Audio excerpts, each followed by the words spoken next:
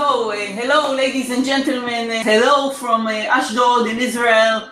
It's great to be here and to speak with you about a new cyber reality, about a paradigm change in the cyber threats that involves quite a few new threats on one hand, but also opportunities. So let me start by presenting myself. My name is Esti Peshin. I'm the General Manager of the Cyber Division of Israel Aerospace Industries. I'm also a ULM pilot, a ultralight pilot. So you can see a picture of me in this slide flying my plane over the beautiful views in Israel. Now let's talk a little bit about cybersecurity.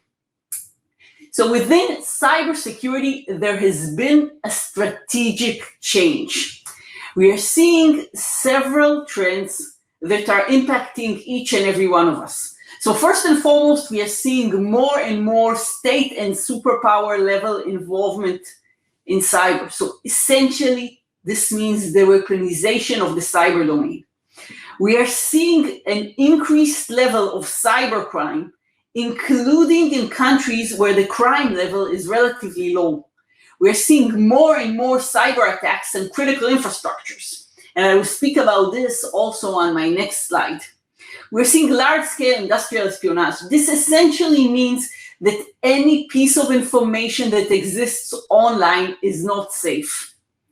We're seeing computer network influence campaigns that are targeting our minds, that are trying to influence the way we vote, the way we think, the way we consume. And we are seeing use of publicly available malware. In essence, it is extremely easy for the bad guys to gain access to the tool, to the malwares themselves. Now, there are two new trends that we have seen in the past few months. First and foremost, supply chain attacks, where organizations, governments, critical infrastructures are attacked utilizing their suppliers or their customers, their supply chain, so to speak. And we are seeing these attacks accompanied by news or social media campaigns. So not only are the organizations attacked, but they are also disparaged. So the bottom line is that there is a strategic movement in cybersecurity or in cyber defense, which creates a host of new threats. Now, during the coronavirus, we changed the way we are doing business. We've seen an increased digitization, a large-scale work from home technologies. Many of us are working from home. Many of us are still working from home, although I am calling you now from my office. We're seeing heightened activities on customer-facing networks, greater use of online services, for example, video conference services, and use of personal devices for work activities. So this essentially means that someone who may be working from home in the morning using his own laptop in order to be able to connect to his office, his same computer may be used by his child later in the day in order to play online. Once again, this decreases the security.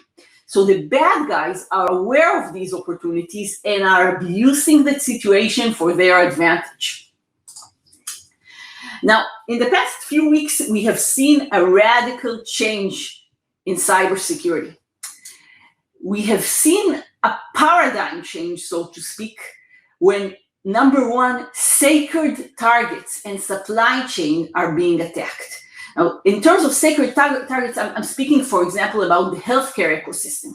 So during the height of the pandemic, bad guys attacked the healthcare ecosystem. They targeted hospitals, they targeted organizations developing the vaccine. They basically impaired our ability to recover from the pandemic. Now, this is huge. The world is trying to recover, is trying to handle a global pandemic, but the bad guys are targeting the healthcare ecosystem that is fighting it. We are seeing more and more attacks against critical infrastructures, and these attacks have a severe impact, which they haven't had in the past. For example, we have seen the attack on the pipeline that caused a shortage of gas. So people in the US were standing in lines in gas stations and waiting for gas because of a cyber attack. And we are seeing a trend of mitigation and retaliation. The good guys are trying to identify the origin of the cyber attacks and to retaliate against them. So we consider this as a radical change. Now let's talk a little bit about the African ecosystem. So the African threat landscape, and this is a slide which basically summarizes a lot of statistics related to the African threat landscape, shows a very severe picture. For example, 1 in 5 organizations in Africa suffered an APT attack. An APT, an advanced persistent threat attack, is an attack that is subtle, that is low signal, that is extremely difficult to identify. Spear phishing. Spear phishing attacks are attacks that are affected through email. So you can see statistics on the lower left-hand side of the slide where 45% of SMBs, of small, medium businesses, have been targeted by spear phishing attacks. 63% of the medium businesses and 83% of the large enterprises. Again, a huge figure. Let's talk about ransomware. Total ransomware proceeds in 2020 exceeded $28 million US. The bottom line of this slide is that there is a severe cyber threat in Africa, which is constantly growing. Cybercrime is rapidly growing in all the industries. Now, something that we all have to keep in mind is that we cannot solve problems with the same thinking we used when we created them. So there's a paradigm change in the cyber threat landscape. We need a paradigm change in the way we address these challenges, in the way we address these threats, in the way we address cybersecurity. Now, ladies and gentlemen, this is the most important slide. If I would like you to focus on one slide, this is it. And this slide basically says that when we're talking about national grade challenges, we need national grade solutions. And these solutions comprise of 5 elements. Number 1, state-of-the-art technology. Technology that allows us to combat, to mitigate, to monitor cyber threats. We need methodology and how to effectively use this technology, because technology standalone doesn't really help if you don't have the methodology and how to utilize it effectively. We need constant innovation. And this in essence means the ability of our systems to adapt to new threats and to adapt to new technologies as they emerge. We need collaboration. Collaboration is crucial because collaboration means that the good guys share information with each other. The collaboration can be on the national level between organizations within the same nation state, but it can also be on the international level. The international level among states. The good guys share information so they are able to mitigate threats. When one threat appears in a certain country and this country reports about the threat, then other countries can mitigate it. And finally, capacity buildup. Capacity buildup is the capability to build knowledge, to build IP, to train people, to train the entire population in order to be able to become more resilient. And this is in essence the paradigm change I'm speaking about. If in the past we spoke about the ability to protect a target, to protect an organization, to protect an entity, to protect a computer. And then we spoke about the ability to limit potential damages. So we understand that we will be attacked, but let's limit the potential damages. We now understand that we need to make the target, the organization, the entity resilient. This basically means that we assume that we are going to be attacked, that the attack will have consequences, but we are trying to measure our ability to withstand the attack and to recover from the attack as soon as possible. And then the last, and today the paradigm change, is making the ecosystem resilient. I spoke about supply chain attacks, so protecting a single organization is insufficient. We need to protect an entire ecosystem in order to be able to be effective.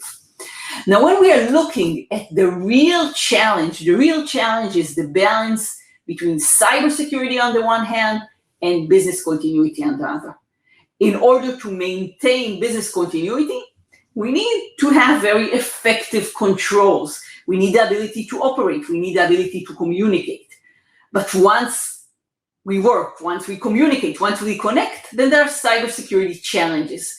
So we always need to find the balance between the two. Now, when we are speaking about an ecosystem approach, we are speaking about the collaboration between three elements. First and foremost, the government, which provides the organizational structure, the operational tools, and the legislation and regulation framework. Then the private and public sectors, which need to be resilient, which need to be aware, and which need to share information amongst themselves. And finally, the human resource element, which goes back to capacity buildup. We need to educate cyber professionals. We need to conduct awareness campaigns within the wide population.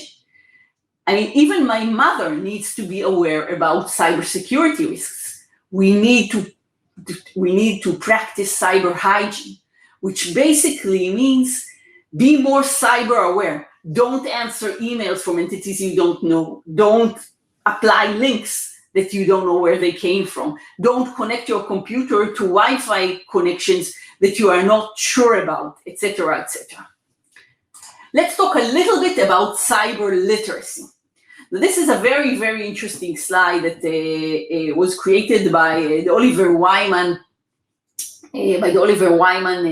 consulting firm, a very large consulting firm, and they're measuring cyber literacy.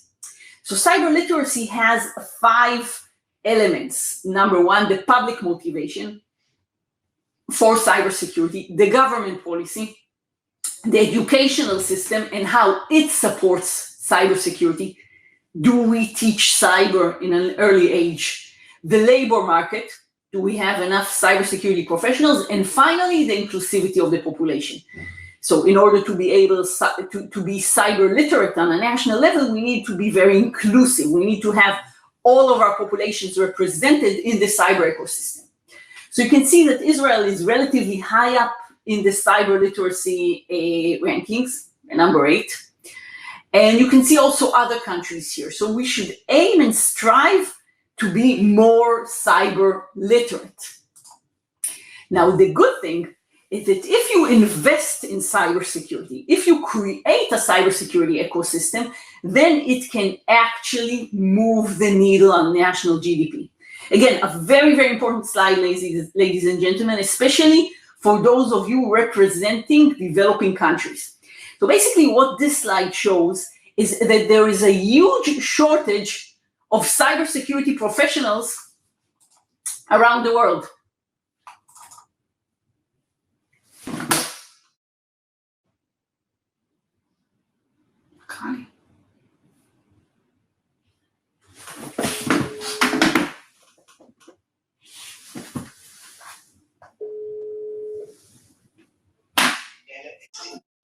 Okay. Did you lose me? No, I hear you. Oh, okay. Sorry. I thought I lost you, but I'm still here. So sorry about that. So let me go back. Cyber can move the needle on national GDP. So here we have statistics from the CSIS, the Center of Strategic Studies in the US. So basically, in January 2019, they showed a shortfall of 314,000 cyber professionals in the US alone. Multiply by 2, that's the global figure. 630. Today, the figure is almost 1 billion globally. Now, taking into account that a cyber professional makes on average $120,000 a year, this means that countries that invest in establishing a national cyber academy and generating cyber professionals into an ecosystem that further develops their skills. And then these professionals can provide services from their own country globally or can develop local IP. These countries can actually move the needle on the GDP. And you can see in the middle statistics from the World Bank that show a clear relation between the investment in ICT, including cyber, of course, and the GDP. A clear correlation. You can also see here the Israeli journey between 2011 and 2018. And just to show you one specific figure here, you can see that the annual exports multiplied fivefold. We exported $1 billion in 2011 of cybersecurity, and in 2018, only 7 years later, we reached a huge figure of $5 billion. So again, cyber can move the needle on national GDP. And let me just pause here and say that any of those representing here developing countries are more than welcome to approach me, and there will be an email at the end of the presentation. You can approach me also on LinkedIn, and we can discuss this further, because we view cybersecurity also as a mission. We view our mission as creating a safer cyber world. And in order to do so, each and every country should be more cyber secure. Let's talk a little bit about the Israeli cyber ecosystem in 2020. So this is a summary provided by the Israeli National Cyber Directorate. And you can see here some amazing figures. For example, 2.9 billion investments in more than 100 deals in companies in cybersecurity. Almost $3 billion invested in cyber companies. More than 20 export deals totaling 4.7 billion, and the Israeli cyber export totaled almost $7 billion. Remember, in 2018, we were in $5 billion, so this is a huge growth rate. 31% of the global investments in cyber are in Israel. 33% of the global unicorns in cyber are Israeli. So the bottom line is that Israel is doing something right in its ecosystem approach.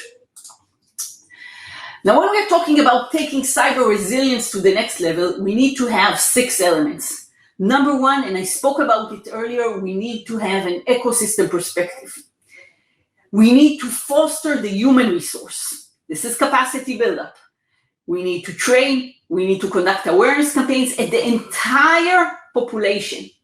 We need operational capabilities to monitor, to mitigate, to block cyber attacks, to conduct forensics. We need to adopt an approach of zero tolerance. Each and every attack needs to be investigated. Each and every individual must be trained. The only way to achieve cybersecurity is to adopt a zero tolerance approach. We need executive responsibility and leadership. Within organizations, the leadership must understand the importance of cybersecurity. This goes to the level of nation states, to the level of critical infrastructures, and also to the level of enterprises. And we need the playbooks, the lessons learned. As and when something happens, we need the ability to mitigate. We need to know how to conduct ourselves if a cyber attack happens. And when we are talking about the operational capabilities, we are talking about 5 types of capabilities. A capability that allows to map national assets and vulnerabilities on an ongoing basis, the ability to predict cyber attacks, to identify the indicative signals that show that the attack is about to happen, the ability to monitor national cyberspace and critical infrastructures, the ability to investigate and analyze post an attack or post a suspicion of an attack, and finally, the ability to collaborate and share information. A few words about IAI. IAI is the gateway to Israel's cyber ecosystem and innovation. IAI established 2 cyber consortium, the Israeli Cyber Companies Consortium, led by IAI, which basically allows to provide our end users with end-to-end cyber solutions based on the best and finest of the Israeli technology, and the Israeli Aviation Cyber Companies Consortium, which addresses cybersecurity issues within the commercial aviation ecosystem. A brief word about digital leadership. So when we're talking about the next generation ecosystem, and this is the ecosystem each and every one of you is striving to establish within developing countries, within developed countries, we need 4 elements. Number 1, trust. We need the ability to know at a given moment that the person we are talking to online is who we believe he is. We need the ability to trust our communication, to trust our networks. We need the resources and the adaptation in order to be able to effectively manage our cyberspace. We need collaboration, and I spoke about this in length. And finally, we need to be robust and resilient. Resilience is the name of the game, is the master key. Now, a few focus areas today for us, for IAI, a few areas that we believe are emerging areas in cybersecurity and must be addressed on the national level. Number 1, supply chain, and I spoke about it as a major trend. Number 2, 5G and IoT. A lot of African countries are proceeding very, very quickly to digitization through 5G networks. Now, this is extremely valuable in terms of creating a very, very robust infrastructure that would allow to conduct many things online. It's a huge step forward, but it needs to be done carefully in terms of cybersecurity. Smart mobility, smart cities, also emerging areas with a lot of cyber threats. And finally, national cyber and digital transformation. Again, a very important area that is combined today with a cybersecurity approach. Let me conclude by a few takeaways. Again, an important slide that you may want to remember. Number 1, we are undergoing a radical change, not to say a paradigm change in cybersecurity today. We are seeing a host of strategic threats. Cyber resilience is the master key, is the way we need to handle ourselves in order to be able to mitigate these cyber threats. We need a holistic cyber defense framework in order to, number 1, strike a balance between cybersecurity and business continuity, and number 2, utilize innovation within the cyber ecosystem as an enabler of a safer cyber world, as an economical enabler, is something that can actually move the needle on the GDP. And with this, ladies and gentlemen, a little bit late, I conclude my remarks. If there are any questions, I would be more than happy to take them. My email is here. I am on LinkedIn. Please do not hesitate to contact me to further discuss how cybersecurity can help you move the needle on your GDP.